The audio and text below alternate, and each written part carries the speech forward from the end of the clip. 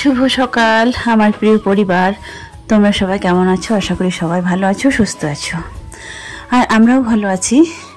তো সকাল সকাল এই যে রিয়া কাজ শুরু করে দিয়েছে, আর আমি একটু এই সামনেটায় হাঁটাহাঁটি করছি। তো ও আজকে সকালেই উঠছি, যেমন প্রতিদিনের মতো অনেক দেরি করে উঠে, আজকে কিন্তু 7টায় উঠে গেছে। ওঠার পরে দেখছি বাসন টাসন সব কিছু নিয়ে চলে আসছে মাজতে। তো আর আমাকে বলছে, মা তুমি একটু ওইখানে খালি পায়ে হাঁটাহাঁটি করো। তো হাঁটাহাঁটি মাঝামাঝি সব কিছু কমপ্লিট, চলে এসেছি বাড়িতে। এসে কিছু আলু সিদ্ধ করেছিল আর পান্তা। তো এই সময়টা আমি তোমাদেরকে বলেছিলাম আমার পুরো শরীর যেন আগুনের মতো জ্বলে যায়। সবাই কেমন আছো? আশা করি ভালো আছো, সুস্থ আছো। আর মানে এই কটা দিন শরীর খারাপ হওয়ার পর থেকে কথাগুলো ভুলভাল বেরিয়ে যাচ্ছে। তো সকাল সকাল ওঠা হয়েছে, 7টায় ঘুম হয়নি। আজকে হচ্ছে কটায় ঘুম ভেঙেছে, প্রথমে এসে তো শুয়ে গেছিলাম, তারপরে সেই যে 11টার সময় খেয়ে দিয়ে শুয়েছি, কিছুতেই আর ঘুম আসেনি। তখন মানে মোবাইল ঘাটাঘাটি করতে করতে 2:30 বেজে গেল, 2:30-3টা বেজে গেছে, ঘুম হয়নি। তারপরে সকাল সকাল আবারও 7টায় উঠে গিয়েছি। 7টায় ওঠার পরে কাজবাজ কিন্তু আমি কিছুই করিনি। সকাল সকাল মাথায় তেল দিয়েছি, যদি একটু হলেও ঘুম আসে, টেনশনটা একটু মুক্ত হয়। তো নারকেল তেল দিয়েছি সকাল সকাল ঘুম থেকে উঠে। তো ক্যামেরা করা হয়নি তোমাদের সামনে। তারপরে হচ্ছে মাঝামাঝি সব কিছু তো রিয়ারাই করলো, ওরা কি ব্লগ না করেছে সেটা আমি কিন্তু দেখিনি। আর সকালে হচ্ছে পান্তা খেয়ে নিয়েছি, কালকে যে দুপুরে ভাত ছিল সেটা রাতে তো খাইনি, কেউ দেখেছিল। আর ওটা জল দিয়ে রেখে দিয়েছিলাম, সকালে আজকে আবারও আলু মাখা দিয়ে খেলাম। আর সবজি কিন্তু ঘরে কিছু নেই এখন, তাই এখন যাচ্ছি রিয়াকে নিয়ে বাজারে। তো চলো বাজারে যাচ্ছি, কি নিয়ে আসতে দেখি কি পাওয়া যায়। বন্ধুরা, তারপর হচ্ছে মা বেটি দুজন মিলে বেরিয়ে পড়েছি, যাব হচ্ছে একটু বাজারে হচ্ছে কেনাকাটা আছে। তো অনেক দিন হলো সবজি টবজি বাজার নেই, আর আমি আসিনি। তো আজ দুই মা বেটি মিলে চলে আসলাম। প্রথমে ঢুকলাম মাছের বাজারে, 12টার দিকে এসেছি। তো ভাবছিলাম এই সময়টা মাছ একটু খুব কম দামে পাওয়া যায়, কিন্তু যেই মাছগুলো কিনবো সেগুলো কিন্তু উঠে গিয়েছে। তারপরে এদিক সেদিক চারিদিক ঘোরাঘুরি করতে করতে অবশেষে এই পোনা মাছগুলো পেয়েছি, ছোট ছোট, এইগুলাই নিলাম। তো এখানকার বাজারে বন্ধুরা কি বলতো, আমাদের নর্থ বেঙ্গলে যেমন কিলো দারিকা বিক্রি হয় যে কোনো জিনিস, আর এখানে মেদিনীপুরের বাজারে কিন্তু ওই সমস্ত কিছু নেই। এখানে হচ্ছে শ হিসাবে কত, মানে বলতে হবে যে 100 নিব, 200 নিব, এরকম। তো হ্যাঁ, বলতে পারবে না যে কত করে কিলো, এই কথাটা বলাই যাবে না, বলতে হবে যে কত করে কিলো বললে ওরা যদিও বুঝবে, কিন্তু কিলো দারিকা এখানে হয় না। মাছটাও সেম, তারপরে এই তরকারি সব কিছু এরকম। যেমন ধরে নাও, এই যে বাঁধাকপি আমাদের দিকে কিলো হিসাব বলো, 10 টাকা বলো, 20 টাকা বলো, এরকম কিলো হিসাব। কিন্তু বন্ধুরা এখানে কিন্তু মেদিনীপুরে কিন্তু অন্য সিস্টেম, এখানে হচ্ছে পিস হিসাবে। তুমি একটা ফুলকপি নিবে পিস হিসাবে, ফুলকপি বাঁধাকপি তুমি যাই নাও না কেন পিস হিসাবে এখানে নিতে হয়। আর এই মটরশুঁটি টমেটো এগুলো শুধু কিলো, আর হচ্ছে ওই মানে ফুলকপি বাঁধাকপি আর কিছু বাকি সব এগুলো কিন্তু পিস হিসাবে বিক্রি হয়। আর ধরে না 20 টাকা একটাই। এবার তোমার কিলো হোক, সাইজ হিসাবে একটু যদি সাইজটা বড় হয় তাহলে ওইটা হয়তো 30 টাকা বলবে, আর একটু সাইজটা যদি ছোট হয় তাহলে ধরে নাও ওইটা 20 টাকা হবে। আর বন্ধুরা মেদিনীপুরের মানুষ এখানে একটা জিনিস খায়, সেটা তোমাদের দেখাচ্ছি।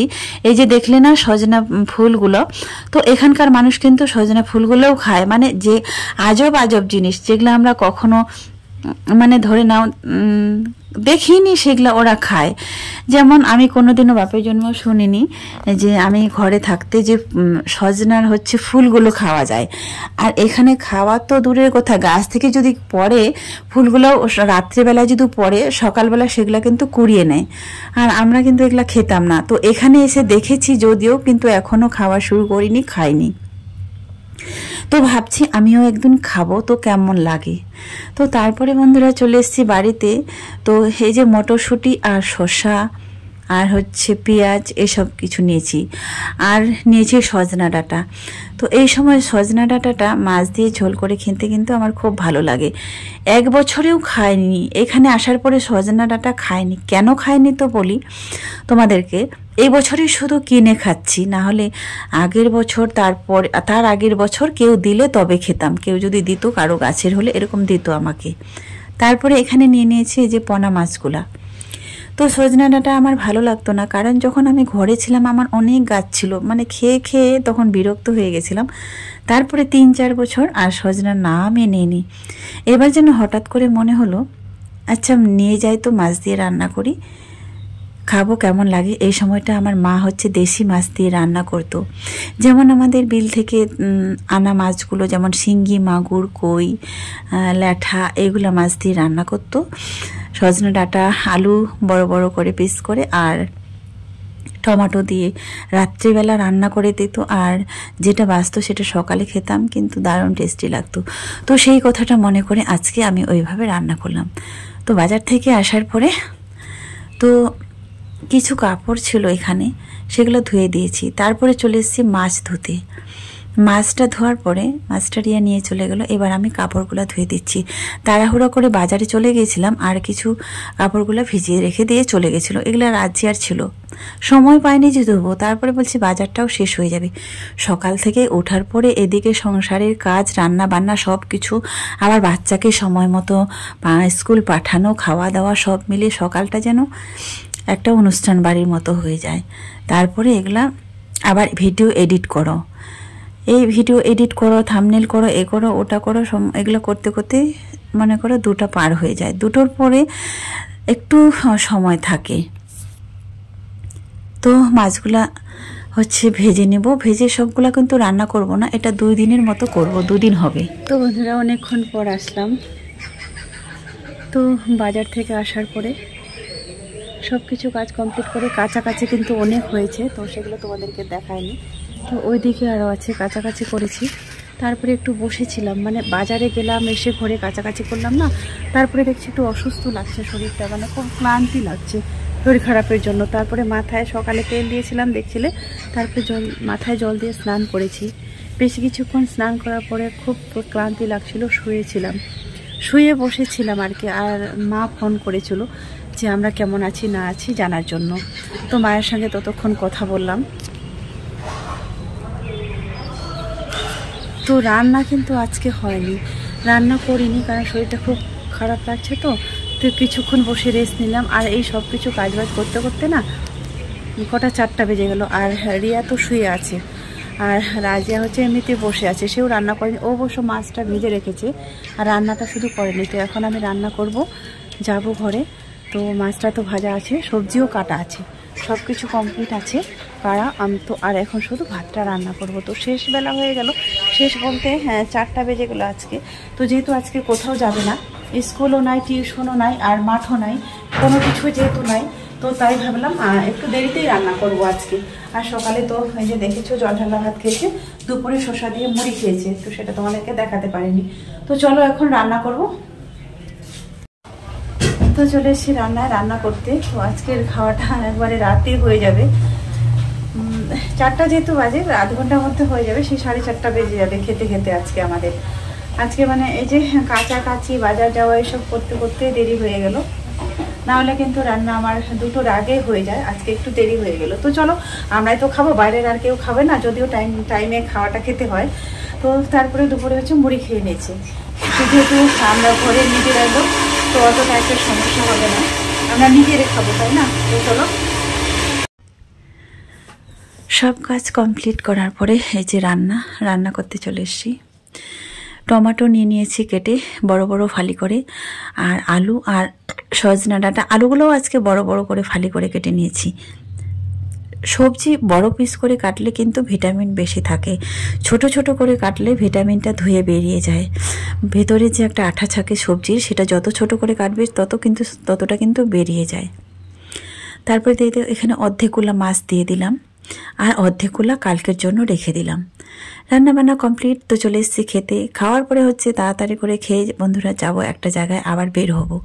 তো আজকের দিনটা শুধু আমার ছুটতে ছুটতে দিন চলে গেল।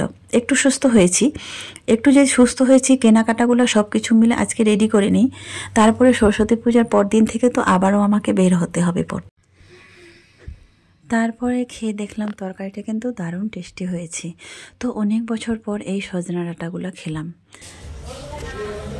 তো বন্ধুরা এখন বাজে হচ্ছে 6:30, আর এখন একটু রিয়াকে নিয়ে যাচ্ছি একটু মার্কেটে। তো কোথায় যাচ্ছি আর কেন কি কিনতে যাচ্ছি, তো চলো বন্ধুরা দেখতে থাকো পুরো ব্লগটা, আশা করি ভালো লাগবে। তো ওরা রেডি হয়ে গেছে আর আমি তো রেডি হয়ে বেরিয়ে গেছি।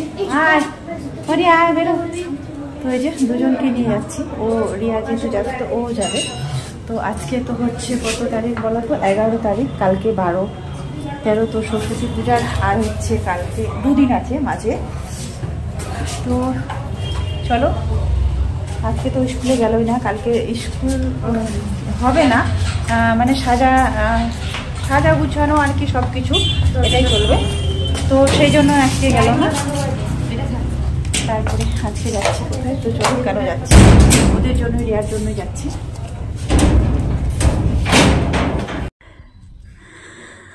তারপরে বন্ধুরা আমি তো রেডি হয়ে গেছি আর রিয়াও রেডি হয়ে গেছে। তো ওরা দুজনে যাবে। তো চলো কোথায় যাচ্ছি তোমাদেরকেও সঙ্গে নিয়ে যাব।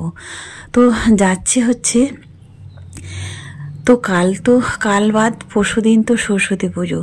তো রিয়া আমাকে বলতেই আছে যে মা আমি যাব, তো আমাকে একটা ব্লাউজ কিনে দিতে হবে।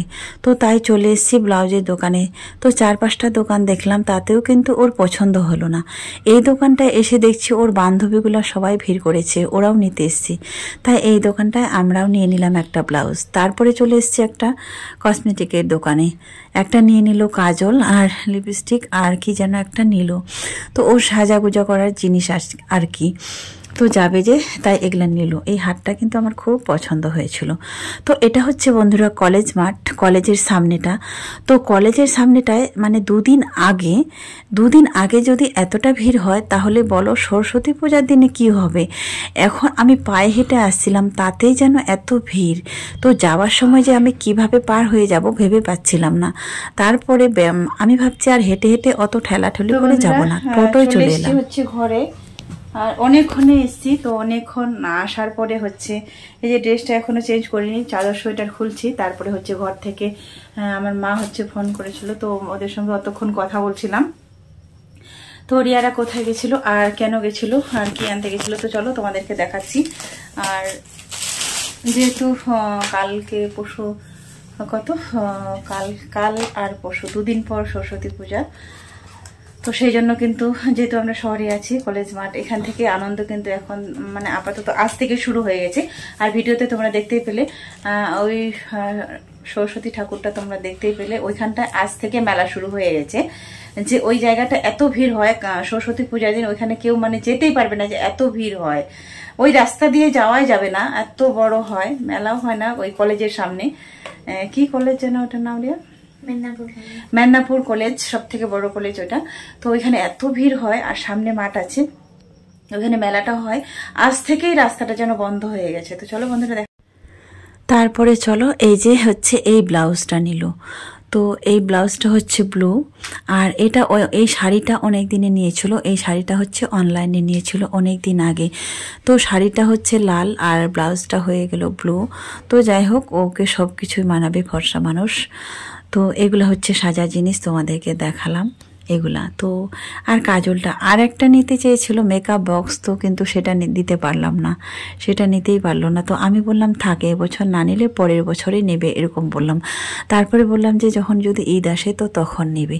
তো আর রাজিয়া হচ্ছে কোনটা পরবে, তো আজকেই সিলেক্ট করে নিচ্ছে।